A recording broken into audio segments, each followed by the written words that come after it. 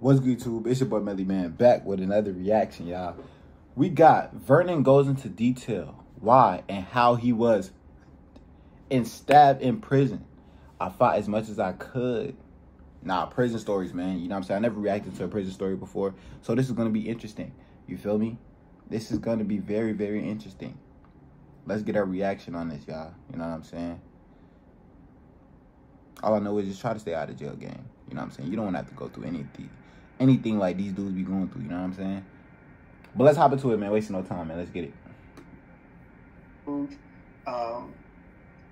In his cell, because he had a cell by himself, got to use the bathroom, and once I was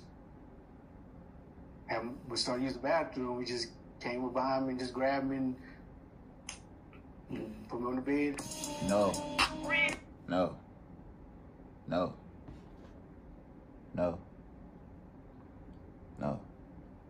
I did not just hear that, man. So they just took bro cheeks, bro. With no questions asked, bro. They just took his cheeks, bro. Damn. Bro, that's wow, bro.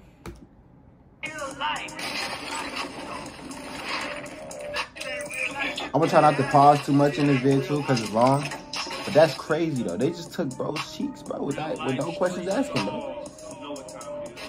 Told him, come here. So, again, as far as you want to take this, again, I'm not gonna have you reenact the whole thing, but as far as you want to take it, the day of this happening, The first time, what can you walk us through as far as what happened? Like, how did you not see it coming, if you don't mind me asking?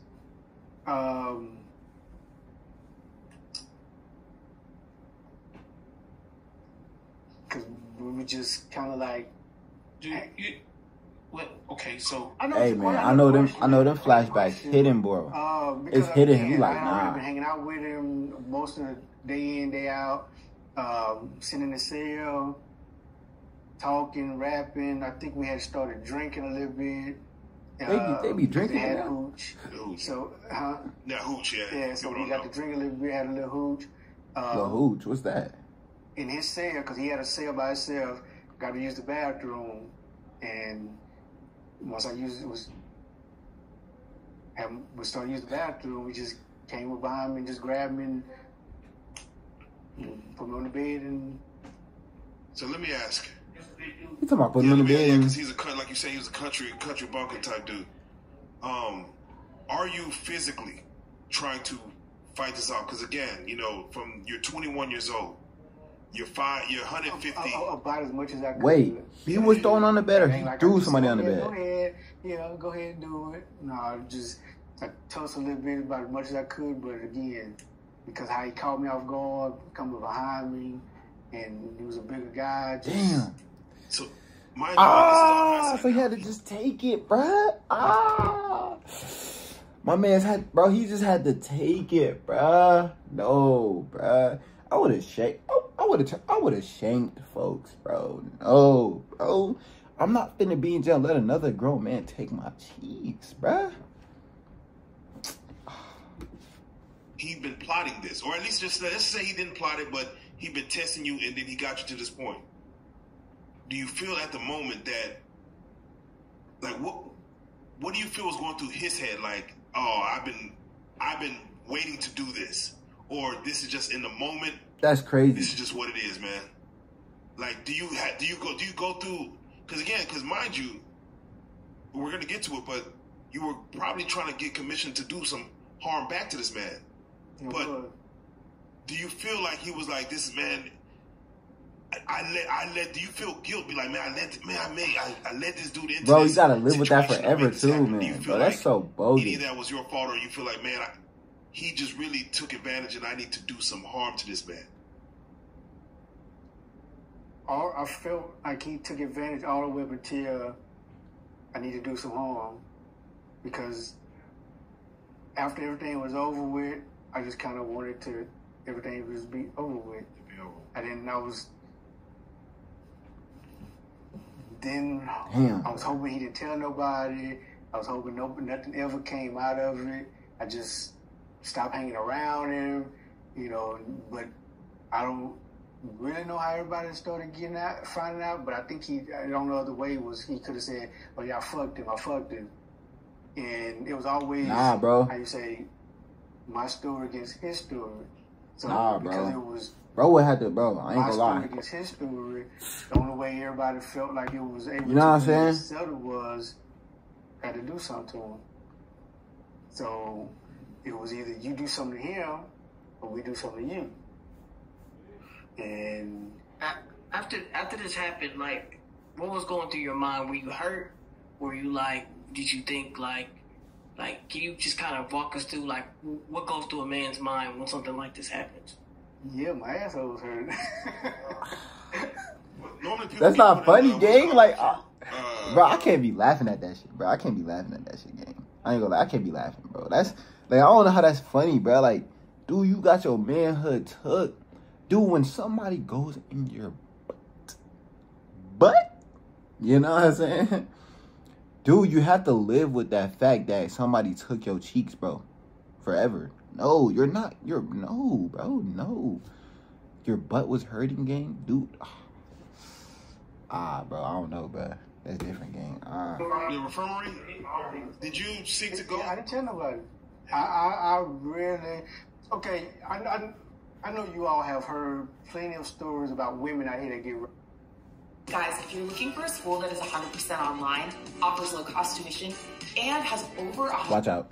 Get raped. Jail is crazy, How bro. I ain't gonna lie. Jail is crazy. After it happens, even if they know the person, somebody that they've known for a long time, they still don't want nobody to know. They still don't want it to, you know, they just want it to be an isolated incident. And that's kind of what I was going to do. Right. It happened. It was over with. And I was just like, man, I like I said, I just stopped hanging out with the dude. I stopped going around him, staying in my unit. I would still come out and watch TV and whatnot, but I would not go nowhere where he was. And Did he try you again? Did he ever try to make it? I've never talked. Well, he was sending word through other people that we knew, like from New Orleans, that was in my unit. Hey, at that point it was Lil Red. Hey, tell Lil Red to come on over here and talk to me. And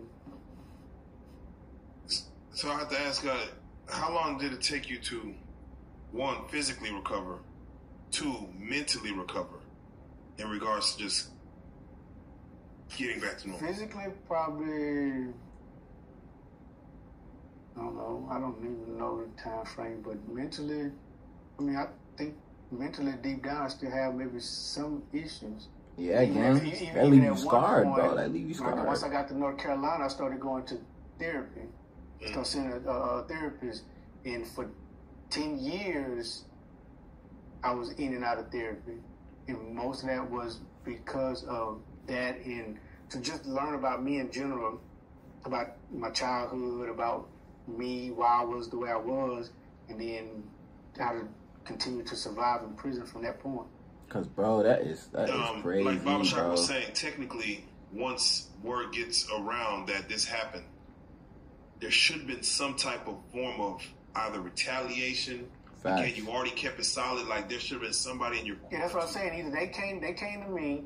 I said they because it was Louisiana people and California people. Wow. Because I was hanging around a lot of Crips too. And They hang with the it Crips. was like a collective. They was like, hey, if you're gonna continue to hang around us and be with us, then you got to do something. Word. Either if you don't do something, then we do something to you, because we can't have that. Basically, that blemish on our car, Right. car, so to speak. Yeah. And so they felt like if I didn't do something, they'd do something to me. So They put a blade in your hand. They put a knife in your hand. yep. Damn. It was an ice pick. Ice pick? Who? And you don't gotta say no names, but as far as who within the group gave you that ice pick, was it somebody that's respected or just somebody that just Somebody that I guess they felt that I respected them because that was somebody I was talking to on a daily basis. That's Word. Because it was somebody more around my age. I ain't gonna lie, for them to even get you the ice pick, that means they're serious about it. Mm-hmm. But what was it for you that made you not go through with? Cause I ain't got the heart for it. Damn. And this is about how that ice pick input in your head about how. I don't know, but I feel like stuff like that make me see red though. Gang, like bro, that would never happen in my life. But I'm just saying, like, something like that was to happen, bro. It made me see red, bro. Like whoever did that, bro, they gonna have to get days or weeks or months after that this situation happened. About a month. About a month. So in a month, it wasn't in your heart to, like, again, because we were talking, people that listen to this are just normal people that live a 9 to 5, or probably, haven't lived that kind of life yet.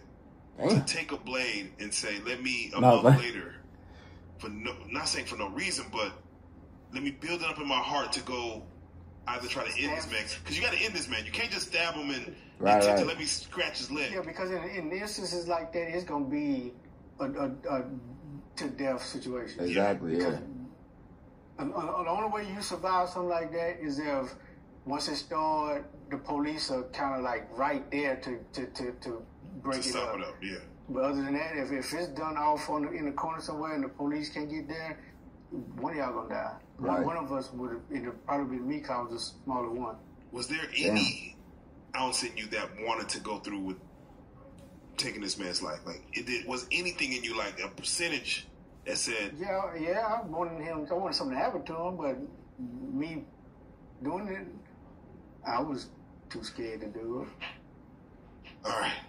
That's crazy, So bro. did you like PC up? Did you say, hey, I want protective custody because I'm being harmed and no one's protecting me? Did you tell anybody? Did you tell the guards? Yeah, before I got stabbed, I checked myself in. I was in the SHU for 2 months. And in that 2 month span, I had gotten a couple of notes from people that I knew on the yard. They was like, hey, everything is good. We just squashed everything. Everything is good. You can come out. Ain't nothing going to happen to you. They be capping. Right. So I started telling the police, hey, I want to go back to the yard. I want to go back to the yard. And, of course, it don't just happen overnight. But after a couple of days, couple of weeks, they was like, all right, you can go. And what happened was it was snow on the ground because this was in Colorado. It was snow on the ground, and we didn't get a chance to walk through the yard itself. We walked through what they call the tunnel because because of how Colorado was, and it was in the mountain. They had to have tunnels built. So if there was ever any inclement weather, even like fall, anything, the yard would have to get shut down. We could still operate. We could still go to work. We could still go to lunch because I forgot they be working in jail too. The whole prison shuts down until the fall clear, and sometimes that won't be until 11, 12 o'clock daytime. Wow. But by then, you'd have missed a half a day of whatever. But anyway, in Colorado, when they let me out the SHU that day, they sent me through the tunnel. And when I get to the unit, it was like, one guy, he was like, what are you doing back here? I was like, well, I got a couple of notes that said it was all right for me to come back out. He was like, no, bro. No, cuz you got to go back up. You got to go back up. I was like, hold on. And he was like, no, you let that shit happen to you. You can't be out here with us. You can't let that shit. He said, hold on, I'll be right back. Dude told him, you got your cheeks took, so you can't be with us. That's crazy. Next thing I know, he comes back in. He has gloves on his hands. So I better watch out for the dude in the background. This ain't finna go right. And before I knew it, I just pocket, and he started swinging, and I fought back, but it still wasn't enough to dodge the getting hit. Damn. And then I ended up getting out of the cell, and the police came, and I had a knot on my head, and that's kind of how I got caught from that, and then I go back in the SHU. How long did you stay? Yeah, so bro got stabbed for getting his cheeks took, bro. I got stabbed 7 months until I got transferred to another prison. Where did bro, you get prison stabbed? is terrible. I don't know how people love going there, bro. You know what I'm saying? The sensation of being stabbed, was it an ice pick, or do you even know what it was that hit you? I assume it was, I say ice pick, but...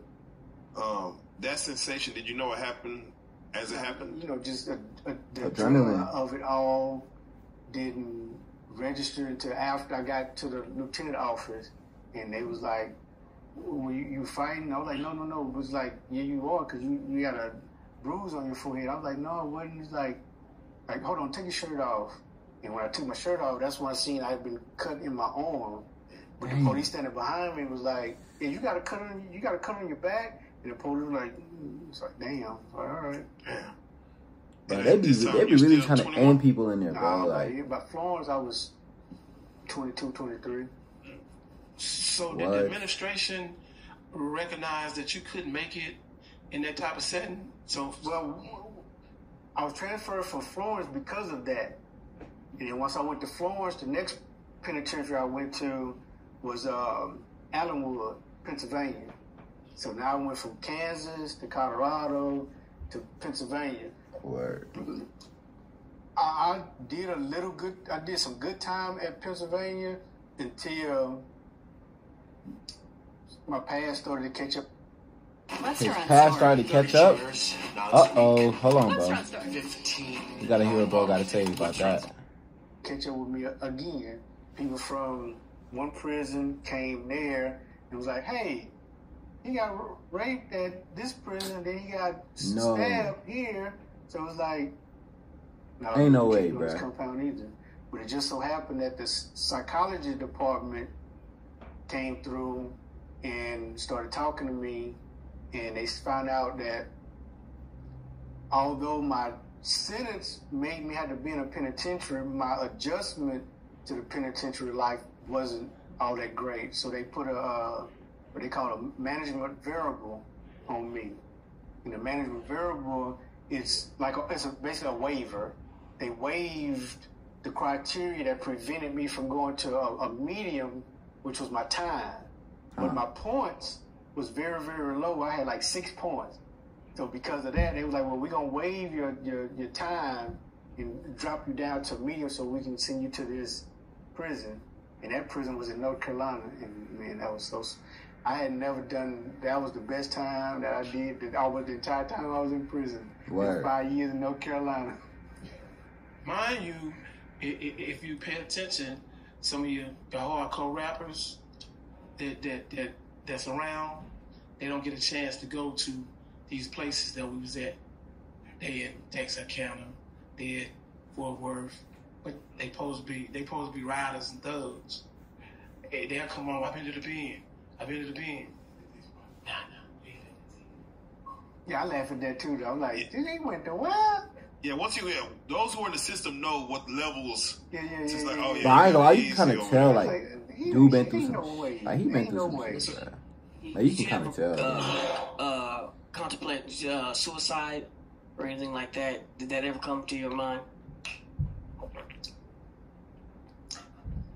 Yeah, I actually did. Like, you can see, like, the pain and trauma behind the smile, bro. I actually tried to hang myself a couple times. Damn. But every time I got in the process of doing it, I would, like hanging.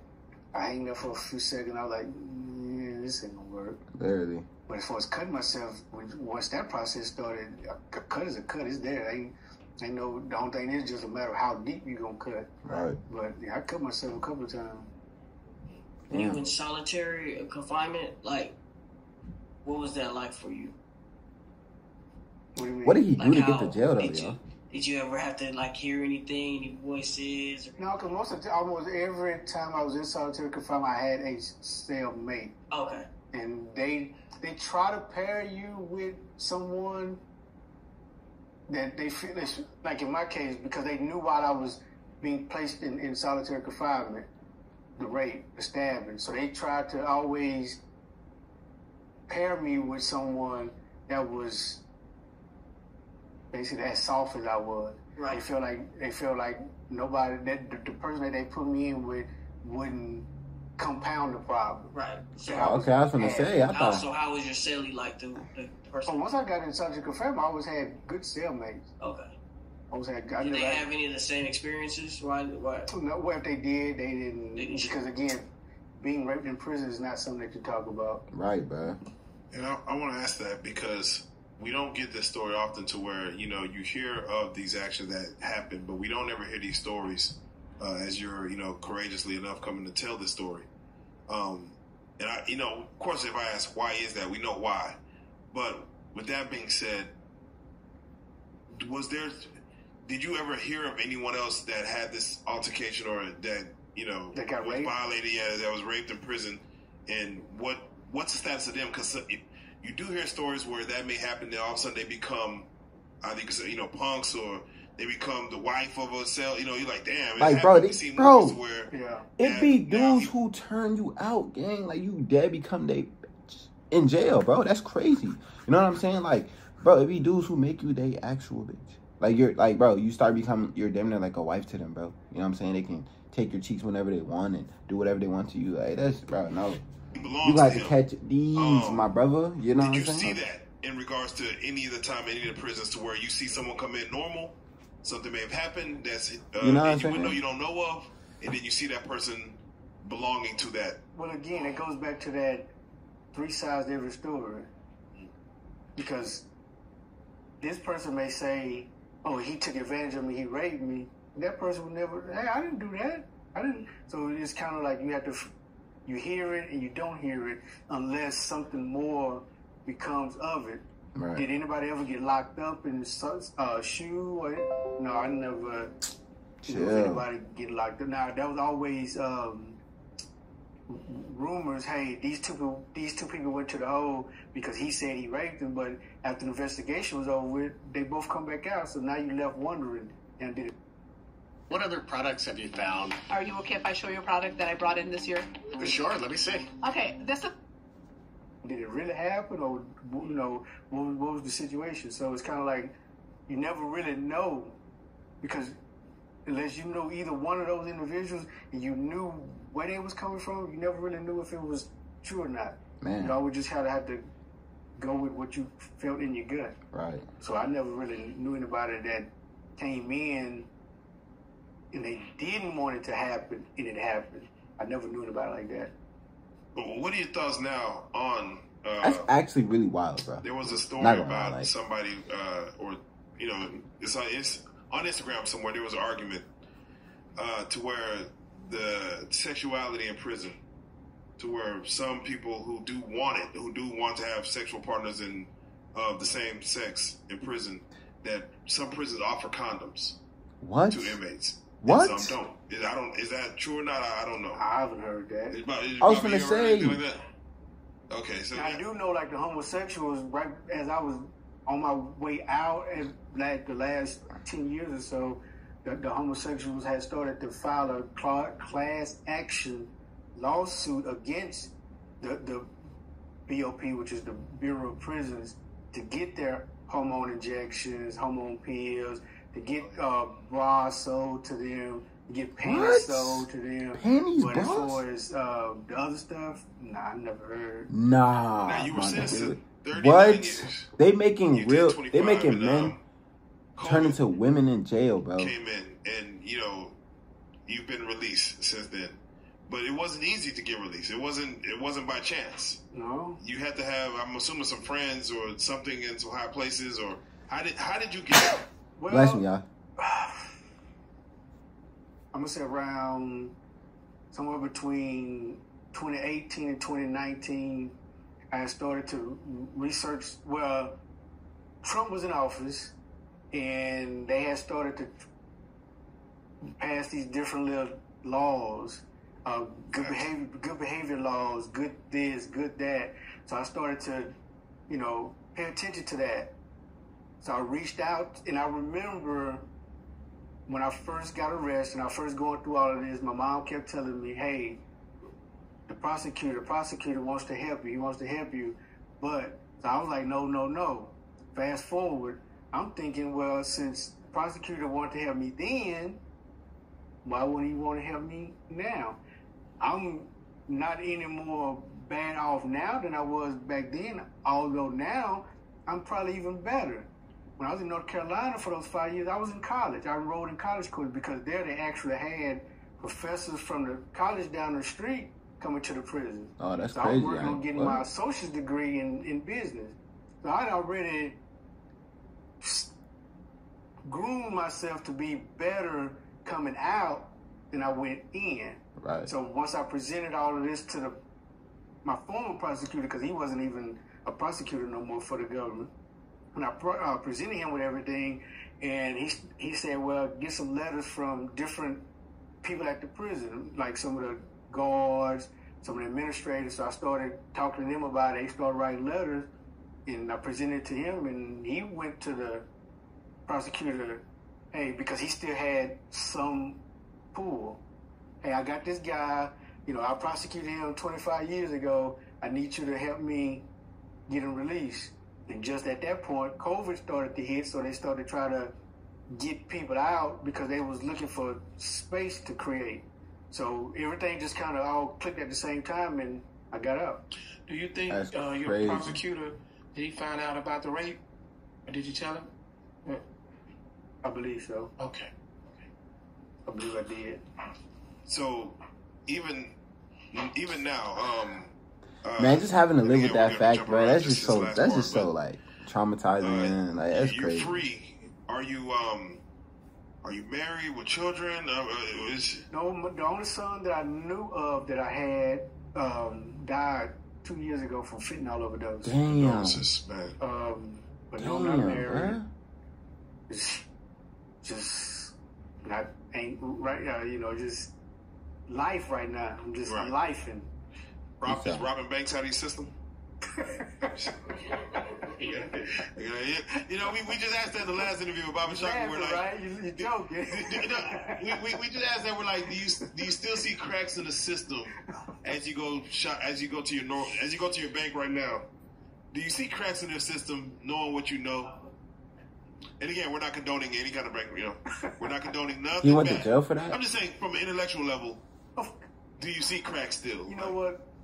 All bullshit aside, in all honesty, I've went to a couple of banks because I'm actually doing business. Yeah, you're a patron. You got checkings account, savings account. Yes, that part of me still looks around and be like, man, this would be this would be that. Or as I'm driving by a bank, I'm like, well, damn, this would happen, this could happen. But, nothing beyond. Because you look at things like you think things like Frank Lucas, he got out the game and he started helping the government catch the drug dealers or whatever, or the bad cops, let's just say. Like where even Catch Me If You Can, they start catching people with fraudulent checks. Would you ever help the government catch bank robbers? Like, hey, here's this bank is easily going to get hit. This bank is very lickable. Would you do that? Yeah. My honest answer would be, I would have to answer that in the moment. Okay, yeah. Come out to answer that in the moment. Present the question. That is kind of. You'll get an answer. But this is kind of interesting, though. I ain't gonna lie. Sometimes it's difficult for me to answer questions in scenarios, hypotheticals, because not in a hypothetical, not everything is detailed. Mm-hmm. So therefore, it's hard for me to say, what if? I don't know what if. Do you have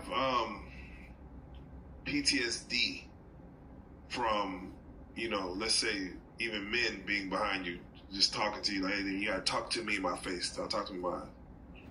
That is a wild question. I still have some issues with some things. Like, I mean, but you got your cheeks took, bro. How would you react, bro? Like, no homo, bro. Somebody's get behind me. Watch out, gang. My back to the door. I sit where I can see everything that's going on. Even in the restaurants, I like to at least sit where I can see the majority of where I'm at, just so I can see what's going on. If there's any advice you could give to, again, there's kids that's going in there now, 18, 19, getting put into max security penitentiary systems. What advice would you give them when it comes to the signs that maybe you missed to say, look out for this, because somebody will they'll look at something about you and prey on that. What advice would you give them? That is a very hard question. Ooh, I know. That is a very hard question because, again, people are different. What I tell you may only work for you. It may not work for you, and you. See what I'm saying? Because everybody goes into prison differently. Right. So it's hard to just answer that question. So if you could talk to Why you you could say cut like something that? to the man Right? who did do this to you, what would you tell him? What would you say to him? Let's see. I mean, you knew that I was naive to this. You know, you knew, because we had talked ad nauseum as to my background. And again, anybody that's from the streets can talk to me in 5 minutes and already be able to tell, oh, you don't know nothing about this. Damn. But then, now I'm still kind of green, but not as much as I was back then. Right. Because now they've been around people from all the federal system. They like people from all around the world, literally. Russia, China. You know, you got all types of people in the federal system. So I had a chance to talk to different people from different walks of life, and that just kind of, how you say, made me open up my eyes to different things. And I would just tell him, you know, that was wrong. You know, like he said, you should have been schooling me rather than trying to figure out how to take advantage of me. Right, bro. Right. You know, Freaky especially ass if you're nigga, bro. from my area and you calling me a homeboy.